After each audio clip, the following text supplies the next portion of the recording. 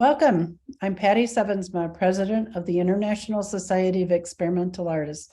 Today, we'll be sharing a short tutorial to help artists apply to our exhibitions. We have 3 exhibits annually, 2 online, open for ISEA members only, and 1 venue-based, open to members and non-members called Innovations. All of our exhibit entry applications are made through Cafe. And we've also included a short video about how to use Cafe on our website. With each of our exhibit applications, we require artists to write a short description about what makes their entry experimental for them. ISEA is all about embracing creativity and experimentation, which is why we ask artists to share this information. We've discovered, however, that some artists find this section of the application challenging and maybe even intimidating. We'd like to help with that. Renee Kahn, a devoted member and volunteer for ISEA, is here to share her helpful hints. Thank you, Renee, for being here. Well, believe it or not, the judges really do read your descriptions, so it is important to write one. In writing a description for an art entry, it is best to write it out on a Word document and then paste it onto the entry. This way you can check it for grammar, spelling, sentence structure before loading it onto your application. But what is experimental about your work? What have you tried in this piece that you haven't attempted before? Is it a new design or composition concept? A new type of paper that you haven't used before? New paints, pencils, markers that you haven't used before, or use of papers in a different manner, such as weaving, collaging, or ripped and torn paper applied to the work. Use of a new texture. Use of different colors than you usually use. It is not necessary to explain your entire process in achieving your results, just how this one differs from your previous works. If there is an explanation of context, such as COVID, it should be expressed briefly, preferably in 1 sentence.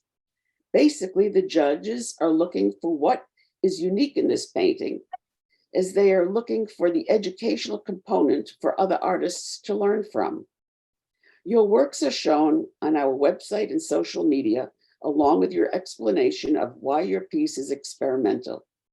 So therefore, I repeat, it is also valuable to write it up first on paper and then copy it onto the application. Here are 3 works whose explanations are short, succinct, and to the point. Maggie DeMarco with her painting Last Tango. Quote, "This was experimental for me in that I used a color palette that was new to me. I also incorporated a stencil into the painting. When I was done with the painting, I saw a tango dancer and appropriately named it Last Tango." Another painting by Joy Moon called Connected has another short and excellent interpretation. Connected was painting after the lockdown from the pandemic ended. It was my interpretation of how things, people are connected by a thread or ribbon, but that our bond is strong. I wanted the painting to be fun and colorful since we went through such a dark time in our lives. I used many layers, substances to create a variety of textures and built the painting with each layer of paint. And the final example we have for you is by Taryn Hunchak called Ecstasy. This piece is an early experiment in weaving ribbon and other materials into canvas as a part of the canvas itself, instead of using paint to add color and subject. The woven ribbon adds these elements. Paint is restricted to the background and lends texture rather than color. Some of my earlier works focused on using incisions to open the canvas, while this piece takes the experiment further and seeks to repair or recreate the canvas as part of the process. Thank you. We hope this is fine. This has been helpful for you today.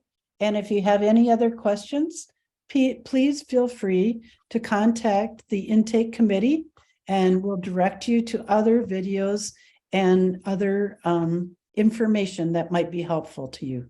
Thank you again for looking at our video. Have a good day.